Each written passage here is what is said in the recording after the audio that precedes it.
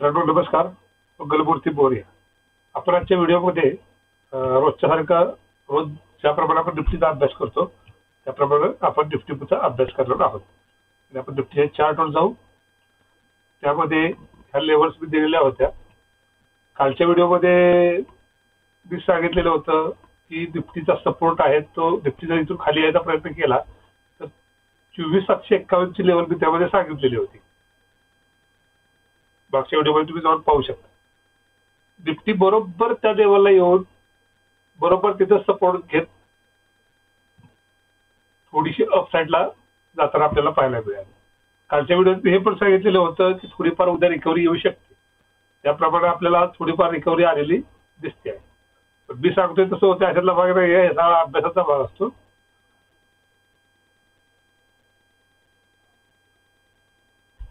मी कोणत्याही प्रकारचं bike selling साठी हे व्हिडिओ बनवत नाहीये.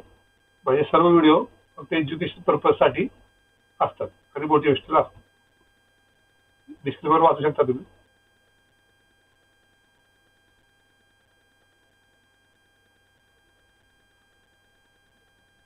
तर पाहूया आपण निफ्टीचा पुढचा अनालिसिस. आज ज्याप्रमाणे निफ्टीनं रिकव्हरी दाखवली आहे मित्रांनो, तर निफ्टी ज्याप्रमाणे उद्या पहिला सपोर्ट निफ्टीचा म्हणजे रेजिस्टन्स पहिला होतो 25,145 इथं अपसाईडला, आणि त्यानंतर 25,344 25,344 पर्यंत रेजिस्टन्स घेऊ शकते निफ्टी. त्यानंतर चांगली अपसाईडला जाऊ शकते. तुम्ही जर आज डेली कॅन्डल पाहिलेत तर खूप छान कॅन्डल बनलेली आपल्याला एक दिसून येते की खूप म्हणजे जवळजवळ 1 2 3 4 5 6 म्हणजे जवळजवळ एक 8 दिवसापासून जे ट्रेडर लोक आहेत त्यांना अशी कॅन्डल अपेक्षित होती. ही कॅन्डल खूप बुलिश मानली जाते आणि हा जो पॅटर्न आहे तो ट्रेंड रिव्हर्सल पॅटर्न आहे. इथून निफ्टी वरच्या दिशेने जाऊ शकते असा पॅटर्न बनलेला आहे. त्यामुळे बरेच ट्रेडर किंवा शेअर मार्केटमधले लोक ही रिकव्हरी पाहून थोडं समाधान वाटलं असेल त्या लोकांना. तर बघूया पुढे काय काय होते. खूप पॉझिटिव्ह कॅन्डल आहे. तुझे सपोर्ट रेजिस्टन्स लिहून घ्या मित्रांनो.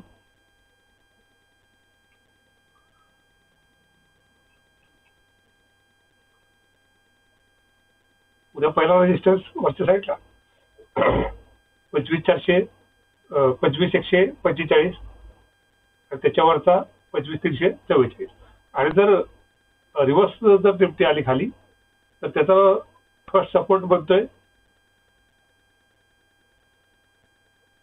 25,101 म्हणजे 25,000 चांगला स्ट्रॉंग सपोर्ट आहे खालच्या साईडला निफ्टीचा.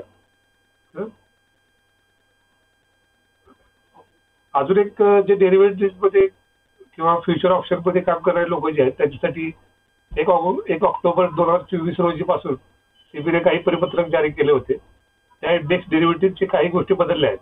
ते सर्व बदल आणि त्याचे परिणाम याचे ब्रेकडाऊन आहेत. म्हणजे जे लॉट साईज असायची निफ्टीची लॉट साईज 25 होती, बँक निफ्टीची 15, फिन निफ्टीची 25, निफ्टी नेक्स्ट 50ची 10, midcap Nifty 50, Sensex 10, Bankex 15. त्याचप्रमाणे आता बदल झालेले जे क्वांटिटीज आहेत ती निफ्टी 60 असणार आहे, बँक निफ्टी 30 असणार आहे, फिन निफ्टी 35 असणार आहे, 65 असणार आहे, निफ्टी नेक्स्ट 20 असणार आहे, मिडकॅप निफ्टी 115 असणार आहे, सेन्सेक्स 20 असणार आहे आणि बँक एक्स 25 असणार आहे. अशा प्रमाणे नवीन लॉट साईज होतील. म्हणजे हळूहळू सगळं ते मिळणार तर त्या अशा प्रकारचे लॉट होण्याची शक्यता आहे. जे ऑप्शन मध्ये ट्रेडिंग करतात त्यांच्यासाठी खूप महत्वाची माहिती आहे. तुम्ही इथं पाहू शकता, हे लिहून घेऊ शकता पाहायचं.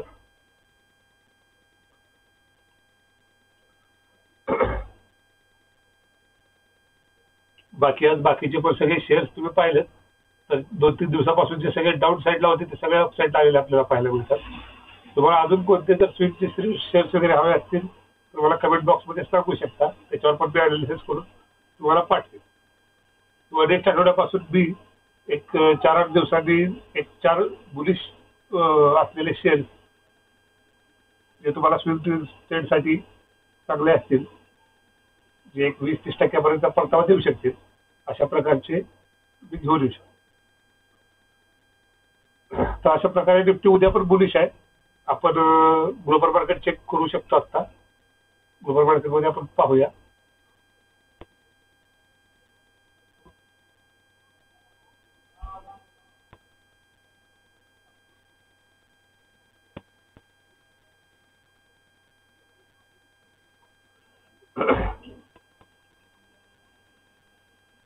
डाव जोन बुलिश आहे, पण थोडा 54 पॉईंट निगेटिव्ह मध्ये दाखवत आहे.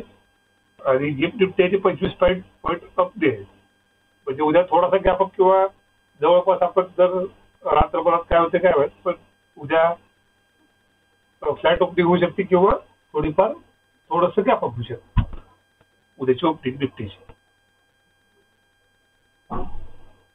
अशा पद्धतीचा डाटा आहे. आपले व्हिडिओ जास्तीत जास्त लोकांपर्यंत शेअर करा, सबस्क्राईब करा. जे शेअर मार्केटमध्ये नाही का, ज्यांना याबद्दलची माहिती हवी असते त्यांच्यापर्यंत हे व्हिडिओ पोहोचवा, एवढंच सांगतो. लाईक सबस्क्राईब करा. धन्यवाद.